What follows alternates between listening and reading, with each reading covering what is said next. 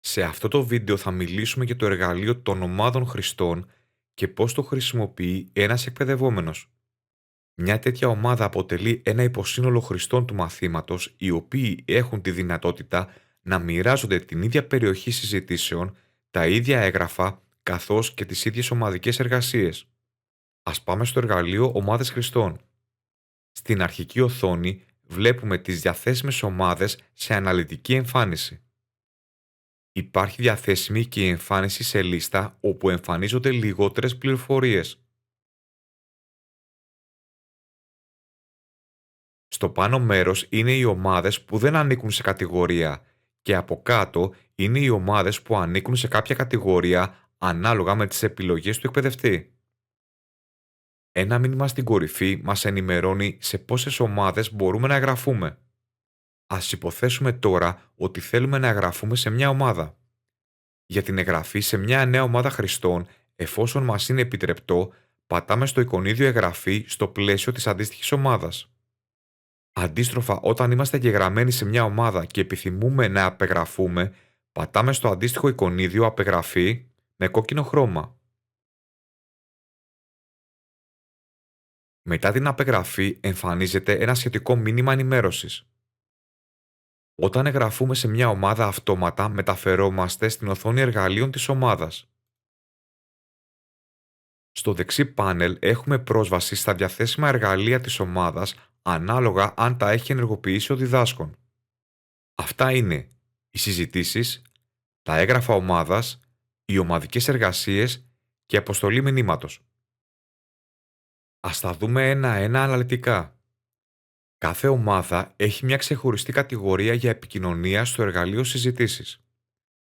Για να πλοηγηθούμε στις συζητήσεις ομάδων χρηστών υπάρχουν δύο τρόποι. Ο πρώτος είναι από τα εργαλεία στην οθόνη περιβάλλοντος ομάδας. Αν πατήσουμε στο εργαλείο συζητήσεις, μεταφερόμαστε αυτόματα στο εργαλείο συζητήσεις αλλά και στην οθόνη καταχωρήσεων συζητήσεων της συγκεκριμένης ομάδας. Εδώ, για παράδειγμα, μεταφερθήκαμε στην οθόνη συζητήσεων για την ομαδική εργασία 1 που ανήκουμε. Εναλλακτικά, πατάμε στο Γενικό Εργαλείο Συζητήσεις. Το μέρος για τις συζητήσεις ομάδων βρίσκεται στο κάτω μέρος στην κατηγορία Συζητήσεις ομάδων χρηστών. Εδώ βλέπουμε σε λίστα όλες τις ομάδες χρηστών που έχουν διαθέσιμο το εργαλείο συζητήσεων. Για κάποιες ομάδες οι συζητήσεις μπορεί να είναι κλειστές, ανάλογα με την απόφαση του εκπαιδευτή. Όταν οι ομάδες είναι κλειστές, έχουμε πρόσβαση μόνο στις συζητήσεις της ομάδας που ανήκουμε. Κατά τον τίτλο συζητήσεων των ομάδων που είμαστε εγγεγραμμένοι, εμφανίζεται η ένδειξη «Η ομάδα μου». Ας μπούμε σε μια συζήτηση ομάδας. Εδώ μπορούμε να προσθέσουμε νέα θέματα. Εναλλακτικά, μπορούμε να απαντήσουμε σε ένα θέμα που υπάρχει ήδη. Για να ανοίξουμε ένα νέο θέμα συζήτησης, πατάμε «Νέο θέμα». Εισάγουμε τον τίτλο και το σώμα του μηνύματος. Πατάμε ύστερα «Υποβολή» για να ξεκινήσουμε τη συζήτηση για το νέο θέμα. Μια καταχώρηση θέματος προσφέρει την επιλογή να ενεργοποιήσουμε τις ειδοποιήσεις email εφόσον έχουν απαντήσεις. Τώρα, για να απαντήσουμε σε ένα υπάρχον θέμα, πατάμε αρχικά πάνω στην καταχώρηση συζήτησης. Μετά πατάμε «Απάντηση» πάνω από τις ενέργειες. Στη συνέχεια, εισάγουμε το σώμα του μηνύματος και πατάμε «Υποβολή» για την αποστολή. Τα έγγραφα ομάδας είναι ένας ξεχωριστός χώρος από το κανονικό εργαλείο έγγραφα. Ωστόσο, υπάρχουν διάφορες λειτουργίες διαθέσιμες στο χρήστη. Για να αναρτήσουμε έγγραφα στην ομάδα, πατάμε «Έγγραφα ομάδας». Τώρα έχουμε τις εξής βασικές επιλογές: ανέβασμα αρχείου και δημιουργία καταλόγου. Σχετικά με το ανέβασμα αρχείου, μπορούμε να επιλέξουμε να αναρτηθεί ένα αρχείο, παραδείγματος χάρη Word ή PDF, το οποίο χρειάζεται να το δει ή να έχει πρόσβαση η συγκεκριμένη ομάδα. Πατάμε αρχικά «Ανέβασμα αρχείου». Πατάμε «Περιήγηση». Επιλέγουμε το αρχείο μας και η διαδικασία ολοκληρώνεται πατώντας «Μεταφόρτωση αρχείου». Το αρχείο έχει προσθεθεί στα έγγραφα της ομάδας. Για να φτιάξουμε ένα νέο κατάλογο της ομάδας, πατάμε «Δημιουργία καταλόγου». Προσθέτουμε το όνομα του καταλόγου και πατάμε «Δημιουργία» για την ολοκλήρωση της διαδικασίας.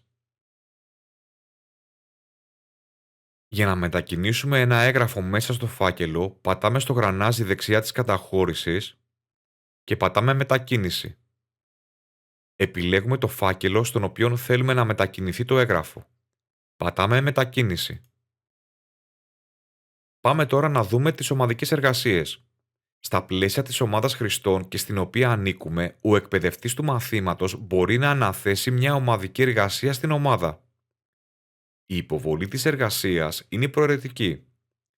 Πριν υποβάλουμε την ομαδική εργασία, είναι καλό να έχουμε συνεννοηθεί με τα άλλα μέλη.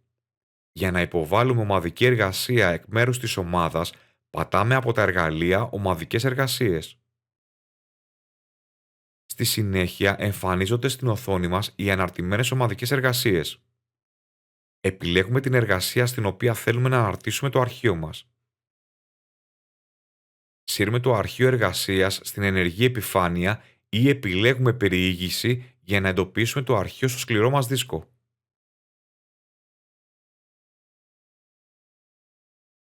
Προαιρετικά γράφουμε ένα συνοδευτικό σχόλιο προς τον υπεύθυνο εκπαιδευτή. Η ανάρτηση της ομαδικής εργασίας μας ολοκληρώνεται πατώντας «Υποβολή». Πλέον η συγκεκριμένη ομαδική εργασία φέρει σήμανση. Με την ανάρτηση ενημερώνονται και τα υπόλοιπα μέλη της ομάδας ότι έχει υποβληθεί κανονικά η εργασία. Ας δούμε τώρα πώς θα στείλουμε μήνυμα στην ομάδα. Κάθε μέλος της ομάδας μπορεί να στείλει ένα μήνυμα σε όλη την ομάδα. Για να το κάνουμε αυτό, πατάμε «Αποστολή μηνύματος» στην ομάδα. Αυτόματα μεταφερόμαστε στο εργαλείο των μηνυμάτων. Στη φόρμα του μηνύματος αυτόματα επιλέγεται ως παραλήπτης το όνομα της συγκεκριμένης ομάδας. Μετά συμπληρώνουμε το θέμα και το σώμα του μηνύματος.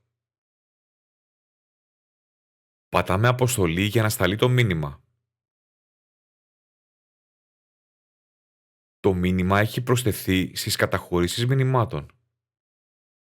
Οι λειτουργίες διαχείρισης μηνυμάτων ομάδας χρηστών είναι οι ίδιες και με τα υπόλοιπα μηνύματα χρηστών.